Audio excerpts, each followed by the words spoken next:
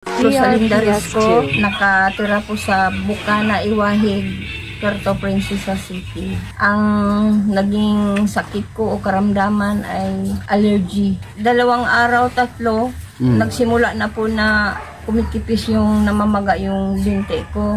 Hanggang tuloy-tuloy na po yun. DRPS2. Isang bisis nga po na ano po to na nagbalik kasi kumain po ako ng bawal, pero nagbalik po ako kay Doc ulit, nagpa-check up ako, din sabi ni Doc, sa sunod pagbalik mo magagaling na yan ha, kasi sayang po yung pera mo pag hindi ka magsunod sa binabawal sa iyo. Kaya nagpapasalamat po ako kay Doc. Una sa lahat, nagpapasalamat din ako ng malaki sa Panginoon dahil nagagaling po yung allergy ko dahil sa mga resita ng gamot, DTX 500, para po sa akin, para po sa aking mga kapatiran o mga kababayan. Nagpapasalamat din po ako ng malaki dahil po sa mga gamot na ito, DTX 500, nawala na po yung pamamaga ng mga binti ko. Pati mga katawan ko nga po noon, pati likod, mga braso, mayroon na po itong mga allergy. Pero dahil po sa mga gamot na giresita po sa akin ni Doc, DTX 500, ay doon po nagsimula po ako na gumagaling hanggang ngayon po.